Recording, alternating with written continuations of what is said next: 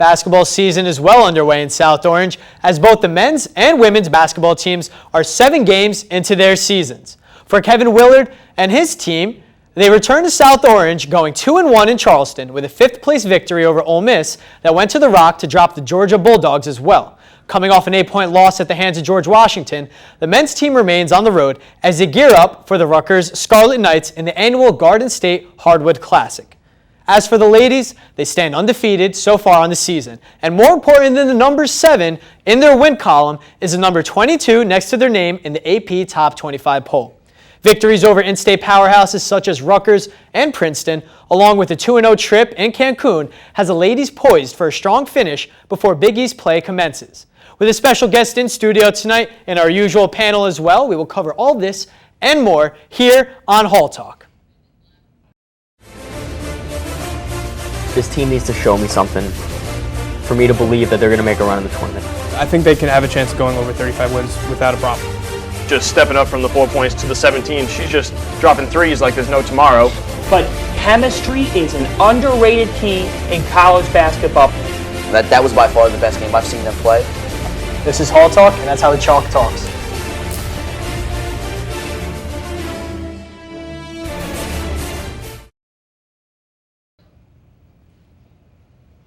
The Seton Hall women's basketball team starts out the season undefeated at 7-0. They rank 22nd in the AP poll, 21st in the college coaches top 25 poll. They come back from Cancun 2-0 as well. And sitting down with me, senior guard Aleesha Powell.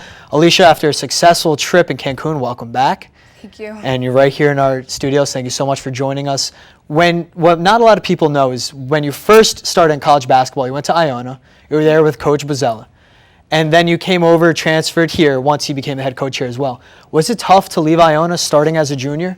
No, it wasn't tough because Coach B is the one that recruited me, and I thought the entire time that I was there that I was going to finish it out with him and to play for him because that's who I love to play for. But once he left and they brought in the new head coach and I spent a year under her, I knew that it wasn't for me, it wasn't the right fit anymore. So then transferring, it was simple, it was easy. So growing up in Philly, right down the road from St. Joe's, you guys beat them earlier in the season as well. Did you ever see yourself playing in the Big East? No, I didn't. Honestly, my recruiting process was ridiculous, so I really didn't. I didn't know where I was going to end up, but Coach B saw something in me, and at the time when he was recruiting me, they weren't even looking for a point guard. But he loved my game, and we ended up fitting perfectly, so it was great. So before the season began, you heard about 28 wins last season, NCAA tournament berth. You watched Didi and Daisha how they control the backcourt. You and your teammate, also a transfer, Shakina, were you guys anxious to finally get the season started? All the questions they asked you is you guys are replacements, however they want to put it. And you were like, you know what, we're Aleesha and Shakina. We want to play our basketball. Yeah, we definitely were anxious to just get out on the court, especially after July and after preseason and then practice for a couple weeks. We're like, okay, can we see some other people? Can we play some other faces? We couldn't wait. So when we finally got out there, we were a little bit anxious, but we got the job done. So. And last season, with you sitting on the sidelines during the game because of NCAA transfer rules, you saw Walsh Gymnasium start out about 600 in attendance and then fill out towards the end of the season. You open up, win against Rutgers, about 1,600 people in attendance, against Princeton, about 1,100 people. How exciting was it to play in that environment at Walsh instead of sitting on the sideline, finally participate in it? It was great. The atmosphere is a lot different when you're playing and you have your fans versus sitting there. Sitting there, you're one of the fans, essentially. But hearing them while you're on the court, just constantly supporting you and to just know that they're there to watch you and support you is just a great feeling. Our fans are great, and we wouldn't have any of the wins at home that we do without them. And when you look at it, what do you think is the key to you guys so far? Starting out undefeated, best start since 1989. That's obviously not something that happens common here in South Orange. It's definitely our defense. We follow our scout and the coach's game plan, and as long as we keep letting our defense spark our offense, we're going to be fine. And what about when you look at a game against such as UNI? First time you guys were down at halftime ever. You outscored them down the stretch of the game.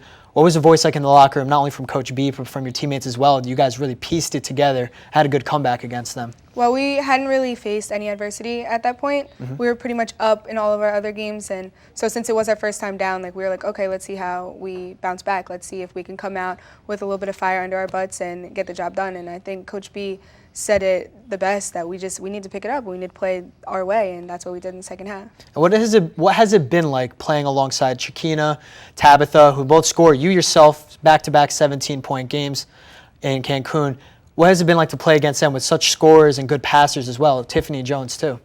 I think we're continuing to mesh well and to just gain chemistry, and it's an ongoing process, but the way that we're going is we can't be stopped. Like we're not trying to stop, and we're going to keep pushing, and all we want to do is win, and we have the same common goal of winning, and there's no egos. Everybody just plays their role and does what they're supposed to do. Have you noticed a difference when you're in Iona with Coach Bozzella right at the beginning when he got there, and now you're in South Orange? Do you notice a difference in him? Has he calmed down at all? Does he wear the jacket? Does he still crawl on the floor like he did? No, he's still just as animated. I think that he's definitely grown, obviously, as a coach coming into the Big East. He's at his alma mater. Like, this is his dream job, so he's really stepped into it, and he's doing the best that he can, and he just makes us love to play for him, and so we're going to continue to play for him and make him look good. And so for myself, I'm just 5'6", so don't take this as a height comment. Back-to-back games, when you had 17 points, you had 7 rebounds as well. Have you noticed that? Has that been an increase in your game where you've improved without really seeing it coming, your knack for bringing down the ball? I think if the more energy I bring, I'm all over the place. If there's a loose ball, I'm going to try to get to it. If it's a rebound, I'm going to jump as high as I can to get it. Like, I just try to do the best that I can for my team and whatever helps us win. And at Georgia, what is going to be your key to go down to Athens and come back still undefeated? We're going to have to lock them up, play good defense, guard their best players, stop them from shooting the three, and our defense is really going to be where it starts. And once we defend, we'll be able to get some steals, get out and run, and play our game. Aleesha, thank you so much for joining us. Thank you.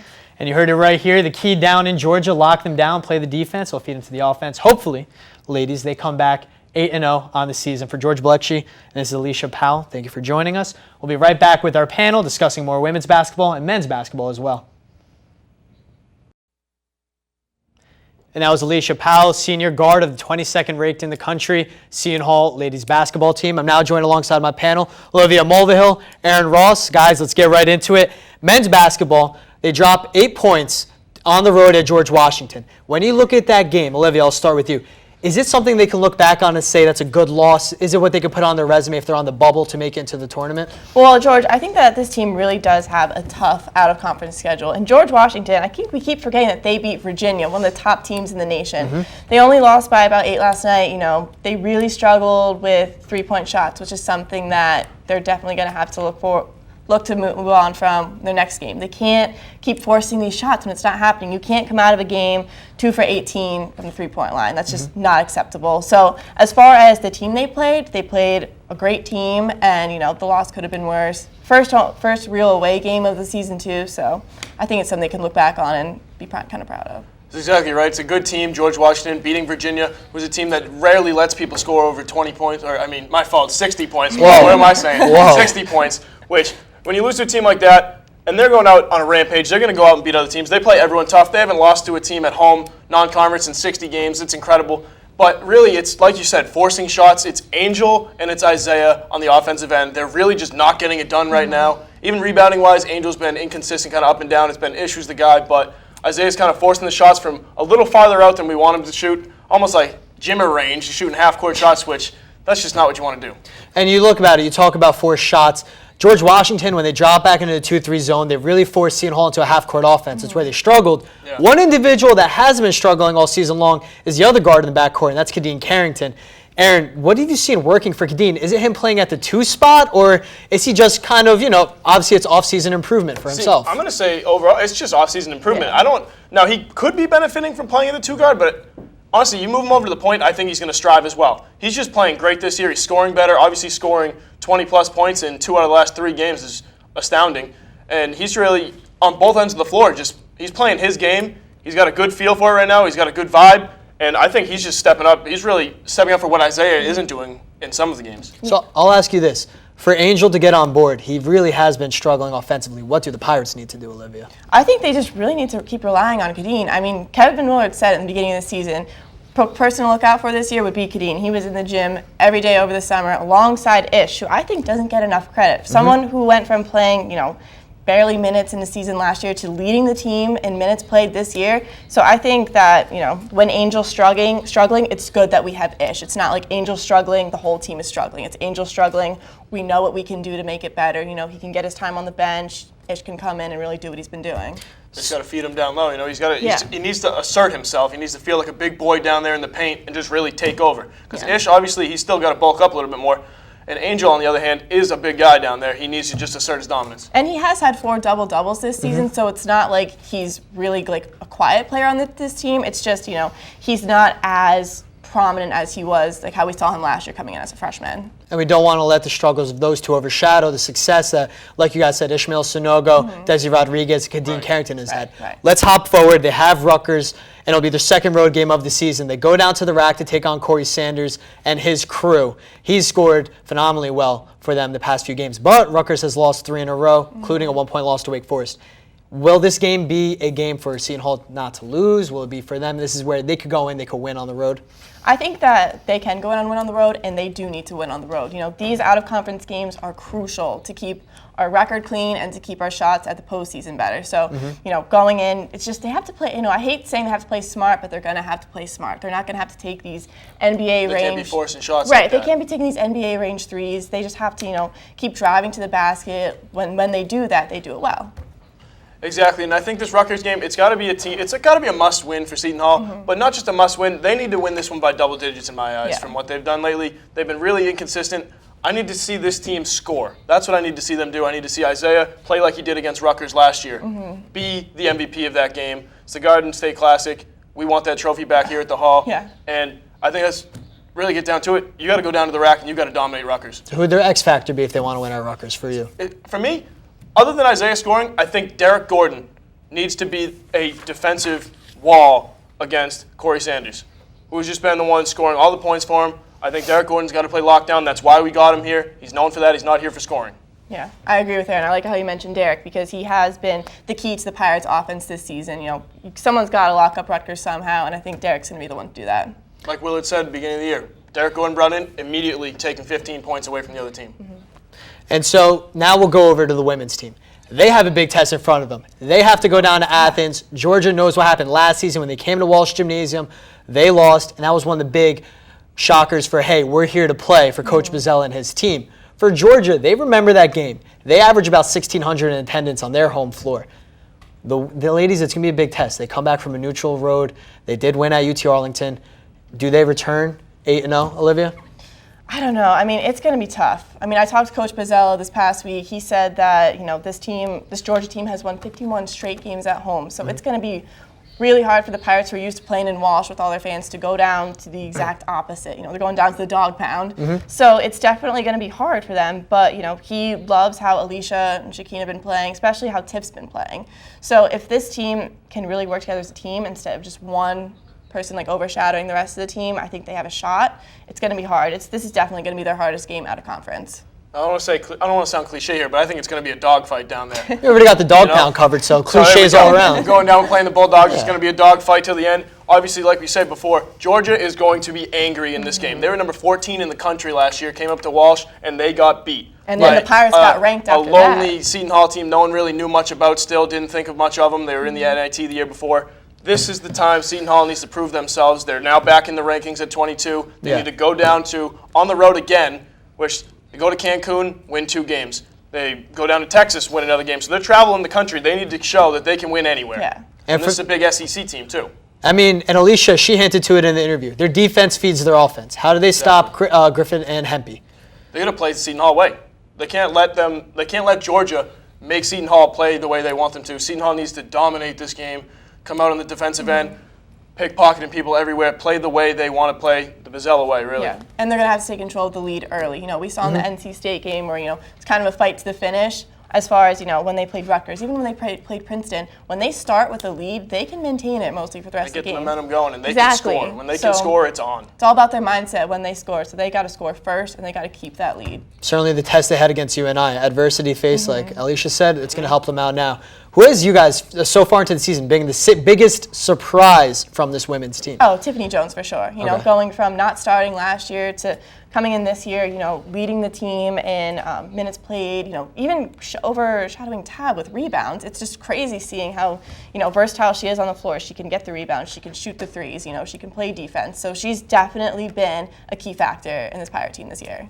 I agree with that completely, 100%. I mean, there's a few players you mentioned. You can say Libertia Gordon. She's been great as of late, getting a bunch of blocks. But I got to say, Tiffany Jones has been outstanding this year. She's averaging 12 points and 8 rebounds, and then also led the team in rebounding 4 out of 7 of their 7 games, and 3 of which has had at least 12 rebounds in those games. So Tiffany Jones comes from not being a starter last year to an asset to this team right now.